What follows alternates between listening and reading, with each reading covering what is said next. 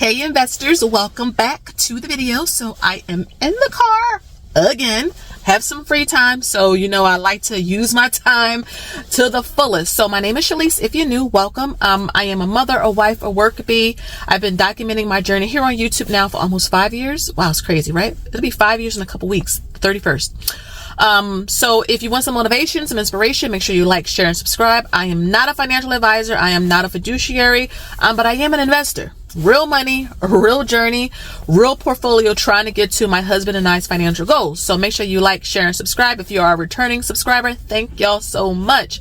As always, beware of scammers and fake pages. They are real.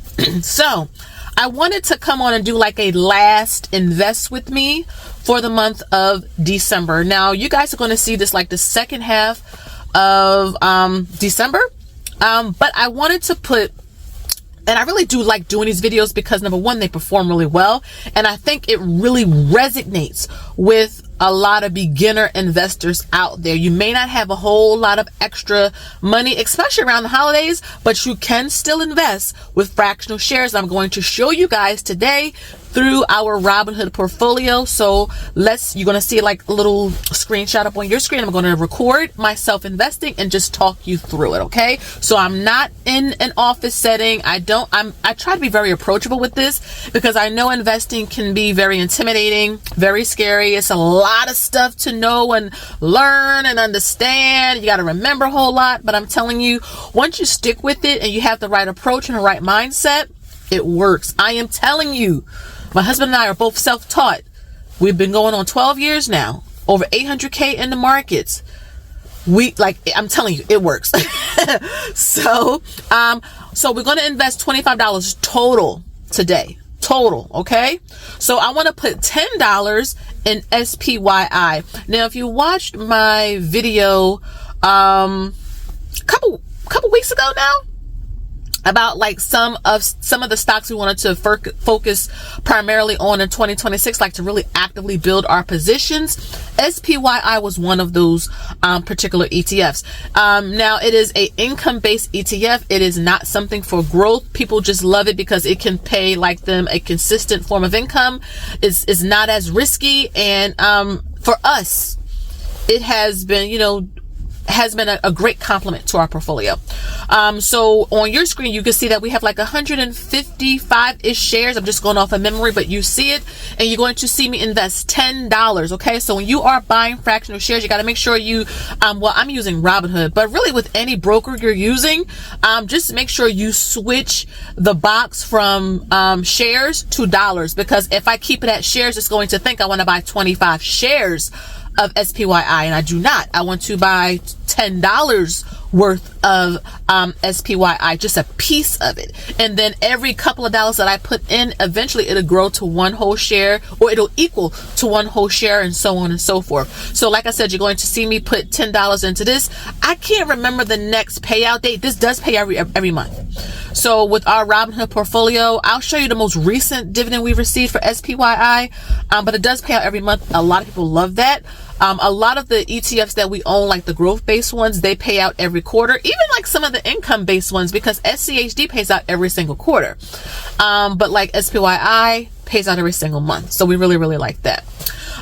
So coming over, we're going to put $10 into Costco. Now this one, y'all, ooh, this one is expensive. Okay. It's not for everybody. It's not everybody's cup of tea, but we wanted a good value-based blue chip company in our portfolio, something that was not like in the tech sector, because we have Nvidia and Google and all of that, and we have like a lot of the growth ETFs, but it's nice to have something, that's value-based that, to me, has a lot of room to still grow. I know they're going to be paying out a special dividend soon. If it's pending in our Robinhood portfolio, I would have it up on the screen for you right here. That way you can see, because I don't remember. I know they have one coming soon. But you're going to see me put $10 into this as well. I'm doing the same thing that I was doing with the previous SPYI. I'm just making sure everything is checked, the boxes are checked right. And I do limit orders. No, I do market orders. I know people, ask me about the whole limit order. Limit order is basically when you are trying to buy a specific stock or ETF. You are telling the platform, I want to buy, for example, Costco. At $860, no matter what, do not process my order unless Costco gets to $860. That is what a limit order is. Market orders is telling the platform, I will buy Costco at whatever price it is when I press this button. Process it then. I usually do market orders. I'm saving pennies. Really? I mean, yeah, sure, I would save pennies if I did limit orders, but I've had experiences where my order would never get executed because, let's say, the stock kept growing, right? And it would never get processed. It'd just be remaining as like a pending, because the limit order, maybe I set it too low, I don't know, but I have been doing market orders for the last couple years, and it's been working for us. Again, I can't tell you what to do because it is your portfolio, it's your money, it's your journey. But we have just been setting it to market, and then I can go live my life. I could go live my life. So yeah, put $10 into Costco, and the remaining $5 I'm going to put into Visa. This is one that is expensive, but is not as expensive as Costco. But $5, right? I can remember the days when I used to have a lot of credit card payment, and Visa was one of those companies we were paying a lot of interest to. A whole lot of interest to. So maybe a little bit of my passion, or to build up Visa, is because I want some of that money back.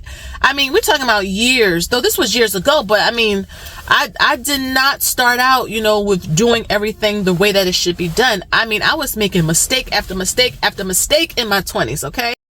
Good morning, everyone. Editing Shalise here. So I wanted to pop this in because we are a few days from 2026.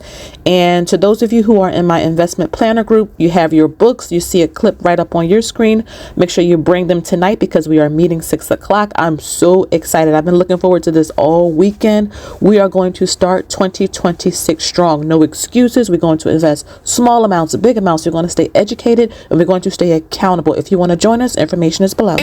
But at 41, I know better, and I'm trying to teach my daughter and anyone else who, want to know to please do better. You want to get paid in interest. You do not want to pay out interest. It's always funny, like when I'm in Home Goods or something, they're always asking, hey, do you want to open up a store credit card? You'll save 10%. And I'm like, no, thank you.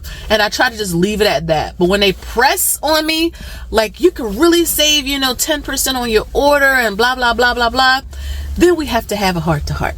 And I tell them, I am not putting a hard inquiry on my credit report for a Home Goods credit card. Now, if times were hard and I needed it, I would get a credit card to maybe Walmart or Target or something like that, where I can get food, maybe baby items or kid items. I can get, medicines. Buying a picture that says, happy wife, happy life is not going to do anything if I was laid off and we need something to kind of sustain us. So, I always tell them I'm not getting a hard inquiry on my credit report just to save $20 with you guys. I'm not doing that at all. And I always tell them, are you watching the news? Like, do you look at the economic state? But I know they have to press that, but I always like to have a conversation like, no, don't do it. And I teach my daughter the same thing. Do not run your credit for any type of card like this, because it's to me, the perks aren't worth it. But yeah, $5 into Visa. Now, I think we have, I don't even know how many, 16 shares of this. So I really would like to just continue to build this. Again, this is one of the positions we want to kind of focus on for 2026. It's going to take us some time with all of them, right? We want to get ideally 100 shares in all three of these. Some of them are going to take a long time, like Costco. We may never get to 100 shares, but I think it's something good to attain to, because I would have never thought we would have gotten to 100 or more shares and many other things, but you never know. So, and who knows, Costco may do a split and we may get the 100 shares by default. Okay. So I wanted just to make this video and just kind of have it done in a conversational format where we could just talk about the importance of making sure we invest something. Again, I know it's the holiday season. I know things may be a little bit tight, but the stock market is probably the easiest way to multiply your money with great tax benefits. And you don't have to worry about trying to, be stressed out too much. Now, again, remember, there's a difference between investing in the stock market and trading it. Shorting it, doing options, futures, things like that. That's totally different and much more risky. But what I'm talking about is like the buy and hold strategy. Not saying you won't ever sell, but generally buy and hold, if that makes sense. But yeah, so I hope that you guys enjoyed this video. Let me know something you're buying before the year is over, right? Even if it's with a couple of bucks, $5, $10, whatever it is, a couple of dollars, right? If you are out here getting the special winter holiday drinks at Starbucks, if you are in the Dollar Tree buying a whole bunch of stuff you probably don't need, if you are ordering stuff off of Amazon, you can afford to find $25 from somewhere and buy some assets, buy ownership, okay? It's so important. Ownership is the key message here. You can do it with any amounts of money. I'm not talking about getting $1 million portfolio.